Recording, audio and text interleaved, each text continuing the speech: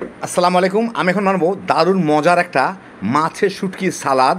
একটা Indonesian recipe, কিন্তু খাইতে যে কি মজা। যারা শুটকি খান না কিংবা মাছের শুটকি খান না, তারাও একবার খাইলে বারবার চেয়ে চেয়ে খাবেন। তৈরি করা খুবই সোজা, অসাধারণ স্বাদ। তো আসলে কি শুরু করা যাক। আমি এখানে 50 গ্রাম মলা মাছের শুটকি নিয়ে নিছি। এখন এইগুলাকে আমি ভালো মতো ধুয়ে নিছি। এইগুলাকে আমি একদম ফুটন্ত গরম পানি দিয়ে 2 ঘন্টা ভিজায় রাখবো। তো ঘন্টা 2 ভিজায় রাখলাম। এখন এগুলাকে আমি একটু ধুয়ে, মানে এইভাবে একটু কতলা ধুয়ে 2বার সাদা পানি দিয়ে ধুয়ে এগুলাকে আমার ভেজে নিতে হবে। 2-3 বার ভালো মতো ধুয়ে আমি পানি ঝরা নিলাম। এখন এখানে তেল গরম করে মাঝারি আছে, আমি এইগুলাকে দিয়ে ভেজে নিব।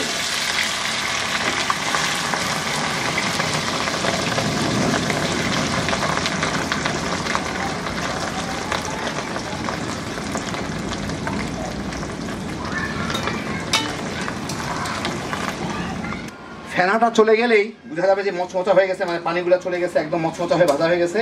এখন আমি এইগুলাকে চুলাটা বন্ধ করে এই যে দেখেন এর থেকে উঠায় নেব।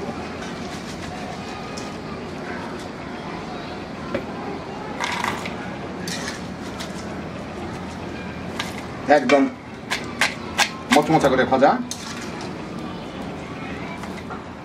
আমি এখানে নিয়ে নিছি 4টা ছোট ছোট দেশি পেঁয়াজ, কেটে একটু মোটা করে কেটে নিছি। 2টা কাঁচামরিচ, অল্প একটু সবুজ ক্যাপসিকাম, একটু হলুদ ক্যাপসিকাম, একটু লাল ক্যাপসিকাম। এতে কিন্তু ক্যাপসিকাম ব্যবহার হয় না।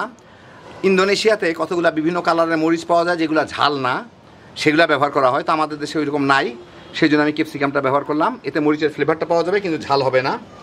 যাই হোক, এখন এর সাথে আমি দিয়ে দিব স্বাদ মতো লবণ, একটু লেবুর রস,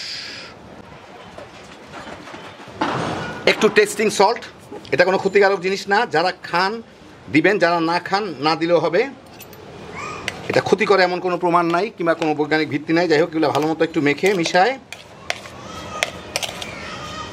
এর মধ্যেই ভেজে রাখা মাছগুলা দিয়ে দিব, শুটকিগুলা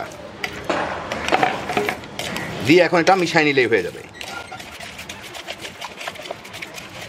তো ওরা অ্যানচোভি মাছ দিয়ে করে, সে জায়গায় আমি মলা মাছের শুটকি দিয়ে করে ফেললাম। এখন আপনাকে একটু পরিবেশন করে দেখাই। এই দেখেন, হয়ে গেল আমার দারুণ মজার মলা মাছের সালাদ, মলা মাছের শুটকির সালাদ। এটা করা হয় অ্যানচোভি নামে একটা মাছ দিয়ে, অনেকটা মলা মাছের মতোই দেখতে। তো আমাদের দেশে অ্যানচোভিটা পাওয়া যায় না, আমি মলা মাছ দিয়ে সেরে দিলাম। কি যে মজা খাইতে, একবার বানালেই বুঝতে পারবেন। যারা শুটকি খান তারা তো খাবেনই, যারা শুটকি খান না, এটা একবার মুখে দিলেও তারা তামা তামা করে খেয়ে ফেলাইবেন। খুব সহজে তৈরি, হ্যাপি জোশের একটা আইটেম। তো ওরা এর মধ্যে বিভিন্ন কালারের কাঁচামরিচ দেয়, কম ঝালের কাঁচামরিচ। তো আমি কাঁচামরিচের বদলে ক্যাপসিকাম দিয়ে দিলাম, যাতে কালারটা সুন্দর হয়। আপনারা ইচ্ছা করলে যা খুশি তাই দিয়ে বানিয়ে নিতে পারেন। মরিচ বেশি খেলে মরিচ দিতে পারেন, না হলে না দিতে পারেন।